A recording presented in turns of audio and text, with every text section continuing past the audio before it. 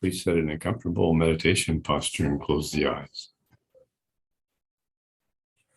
Put the attention on the silence that is always there deep in the mind. Become that silence. You are the silence. You are the silent witness.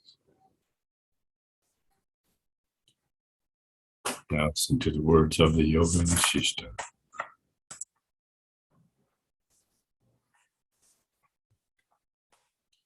Book 5, Chapter 36, continuing with verse 18. It is my reasoning that manifests this pot and painting to me, and brings all other objects to my knowledge by its pure light.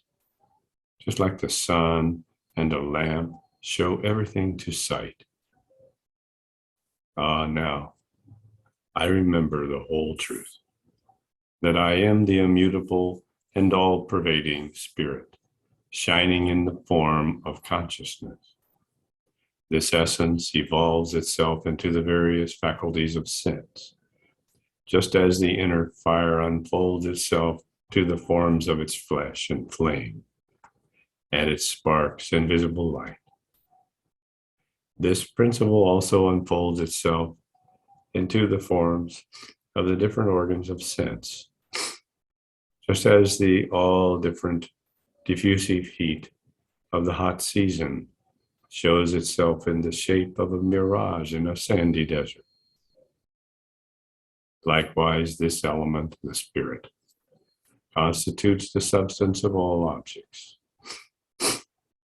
just as it is the light of the lamp which causes various colors of things, as the whiteness or the color of a piece of cloth or any other thing. The spirit is the source of the perception of all living and waking beings, and of everything else in existence, just as a mirror reflects all outward appearances. So the soul is the reflective organ of all its internal and external phenomena. It is only through this immutable intellectual light that we perceive the heat of the sun, the coldness of the moon, the solidity of a rock, and the fluidity of water. This is the prime cause of every object of our conscious perception in this world. This is the first cause of all things, without having any prior cause of its own. This produces our notions of the continuity of objects that are spread all around us. They all take the name of objects from their objectivity of the soul. It is this formless cause, which is the prime cause of all malleable and secondary causes, such as Brahma, the creative agent, and others. It is from this that the world has its production, as coldness is the product of cold, and the like.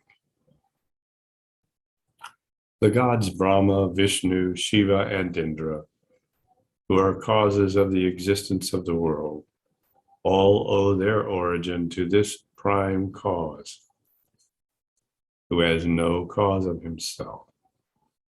I hail that silent witness, the Supreme Soul, which is impressed in me and is apart from every object of thought of the intellect, and which is self-manifest in all things and at all times. All beings stand in relation to the modes and modalities of the silent witness, the Supreme Being. They are immersed as properties in that intellectual spirit. Whatever this internal and intelligent soul wills to do, the same is done everywhere. Nothing other than the silent witness exists in reality anywhere. Whatever is intended to be done by the intellectual power, the same receives a form of its own. Whatever is thought to be undone by the intellect, the same is dissolved into nothing from its substantiality. These numberless series of worldly objects are like shadows cast on the immense mirror of emptiness. All these objects increase and decrease in size under the light of the soul, like the shadows of things enlarging and diminishing themselves in sunshine.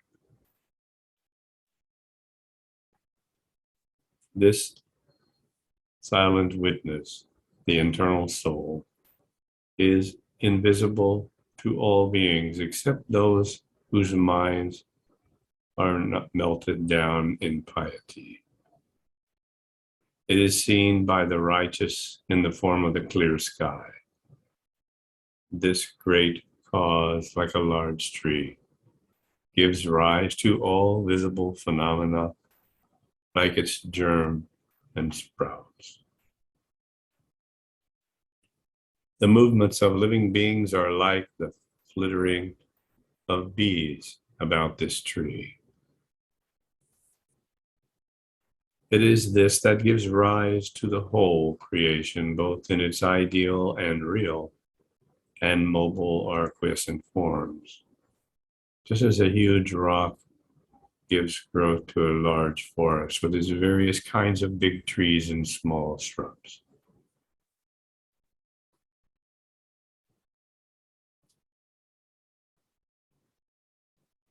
It is not separate from anything existing in the womb of this triple world, but resides alike in the highest gods as in the lowest grass below.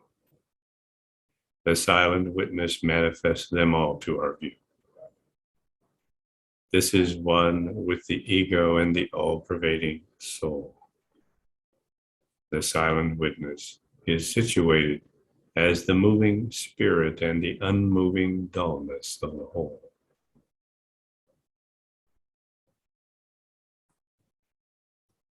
The universal soul, the silent witness, is beyond the distinction of my, you, or his individual spirit. It is above the limits of time and place, of number and manner, of form or figure or shape or size. The one intelligent soul, the silent witness, by its own intelligence, is the eye and witness of all visible things. The silent witness is represented as having 1,000 eyes and hands and as many feet. This is that supreme ego of myself that wanders about the sky in the body of the shining sun, and also wanders in other forms, as those of an air in the current winds. The sky is the azure body of my Vishnu, with its accompaniments of conch shell, discus, club, and lotus in the clouds, all of which are tokens of prosperity in this world by their blissful rains. I find myself identical with this God while I am sitting in my lotus posture in this state of samadhi, and when I have attained my perfection in stillness. I am the same with Shiva, the God, with his 3 eyes, his eyeballs rolling like bees in the lotus face of Gauri. I am in the form of the God Brahma, and I contain the whole creation in me, like a tortoise, contracting his limbs in himself. I rule over the world in the form of Indra. As a monk, I command the monastery which has come down to me. I am an Indra, when I rule over my domain, and a poor man when I dwell in my humble cell. I am both male and female. I am old as regards my soul, and I am young with regards to my body, which is born and ever renewed. The ego is the grass and all kinds of plants on earth. It is also the moisture which grows from them, like its thoughts, as in the ground of consciousness. It is the same manner as herbs grow in holes and wells, have their moisture. The ego or soul, the silent witness, is the core and foundation of all substance. It is for pleasure that this silent witness stretched out the world like a clever boy who makes a doll of clay in his play. This silent witness is me, who gives existence to all being. And it is I in whom they live and move about. Being at last forsaken by me, the whole existence dwindles into nothing. Whatever image is impressed in the clear mirror of my intellect, that and nothing else is in real existence, because there is nothing that exists apart from myself. I am the fragrance of flowers and the color of their leaves. I am the figure of all forms and the perception of everything that can be perceived. Whatever movable or immovable thing is visible in this world, I am its inmost heart, without having any of its desires in my heart. As the primary element of moisture is diffused in nature in the form of water, so my spirit is spread over plants and all other things at large in the form of vacuum. I enter inside everything in the form of consciousness.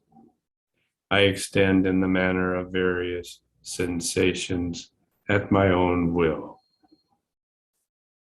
As butter is contained in milk and moisture inherent in water, so the power of my consciousness is spread in all beings,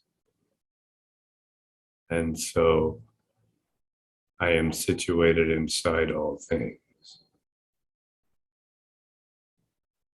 The world at all times, whether present or past or future ages, exists in my consciousness. The objects of intelligence are all inert and devoid of motion, like the mineral and vegetable productions of earth. I am the all-grasping and all-powerful form of Brahman, which fills infinite space and is free from any diminution or decrease in shape or size. I am this all-pervading and all-productive power known as the universal form. I have gained my boundless empire over all worlds without seeing or asking for it and without subduing it, like Indra of old or crushing the gods with my arms. Oh, the extensive Spirit of God. I bow down to that spirit in my spirit and find myself lost in it as the vast ocean of the universal deluge. I find no limit to this spirit as long as I am seated in the enjoyment of my spiritual bliss. I appear to move about like a minute mollusk in the fathomless expanse of the Milky Ocean. This temple of the cosmic egg is too small and constricted for the huge body of my soul. It is impossible for me to be contained in it, just as it is impossible for an elephant to enter into the eye of a needle. My body stretches beyond the reason of Brahma. My attributes extend beyond the categories of the various schools of philosophy, and there is no definite limitation given to them to this day. The attributes of a name and body, to me unsupported soul, are falsehoods. And it is false to compress the unlimited soul within the narrow bounds of the body. To say this as I and this is another is altogether wrong. What is this body, or my want of it, or the state of living or death to me? How foolish and short-witted were my forefathers, who, having forsaken this spiritual domain, wandered as mortal beings in this frail and miserable world.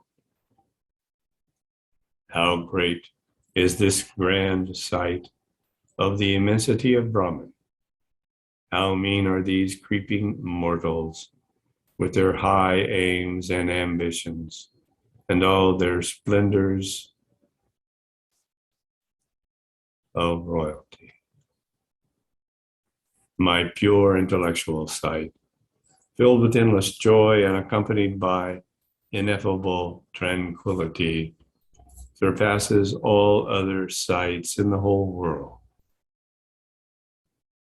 I bow down to the self situated in all beings, which is the intelligent and intellectual soul, and quite apart from whatever is the object of reasoning or thought.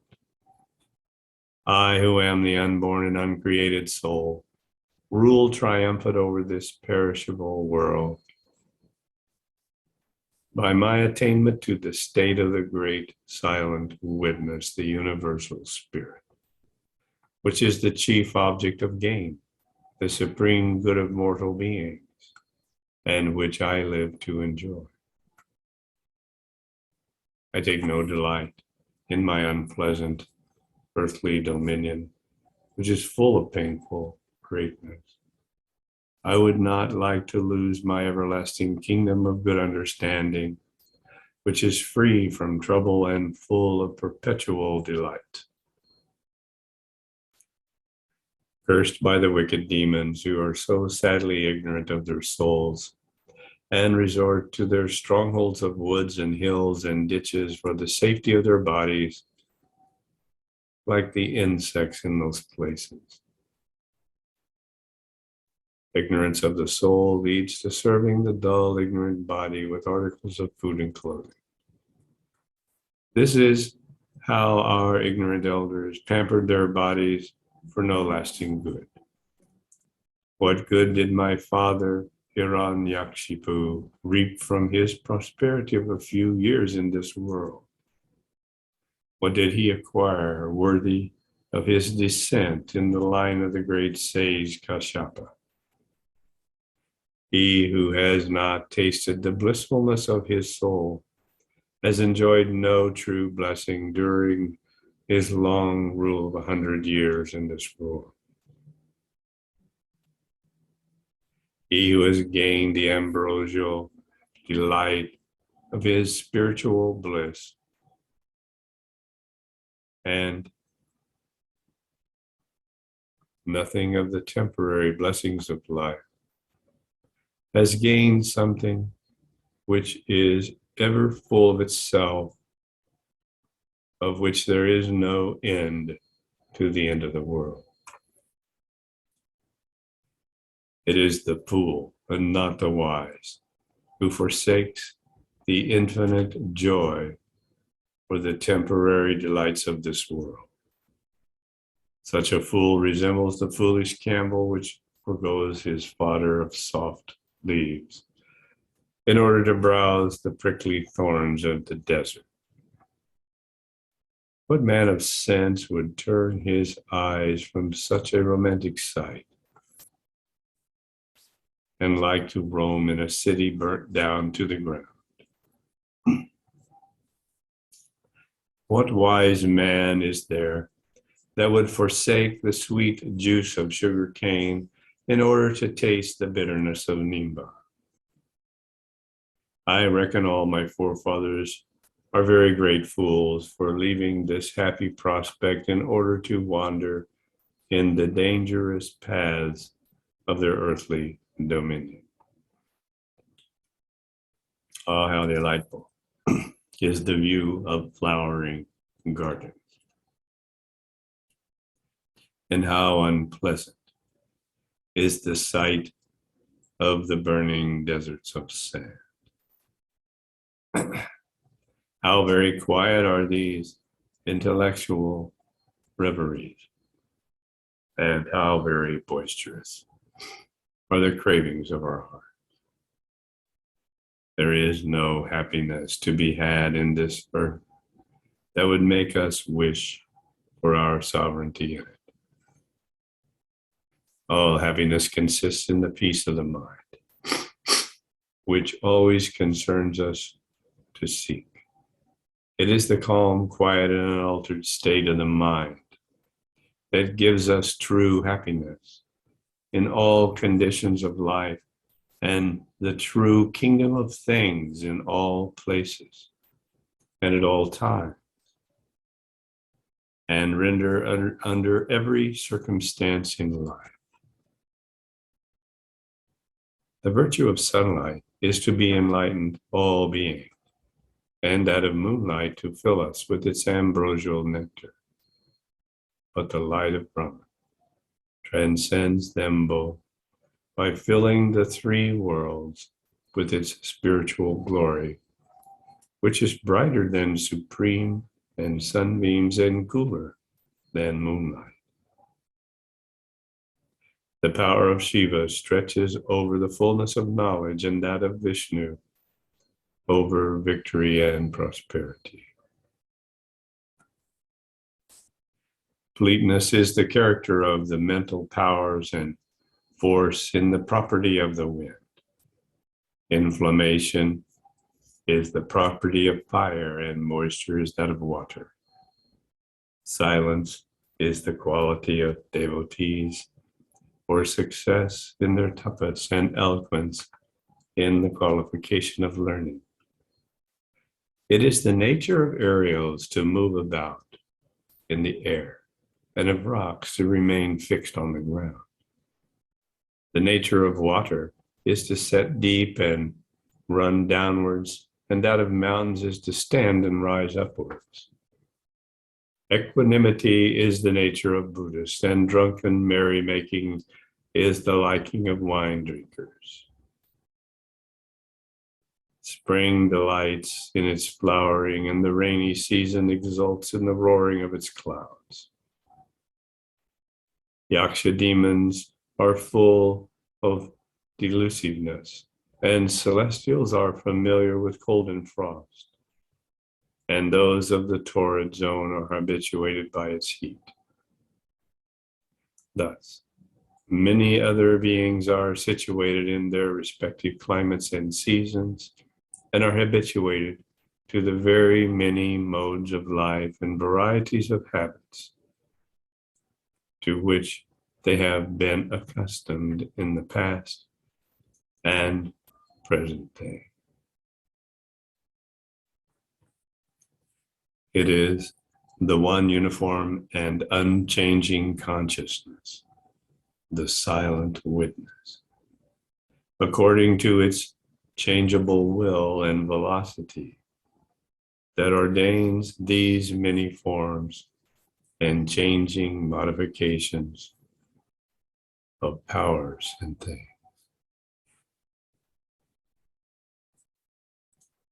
Now let us continue established in the silent witness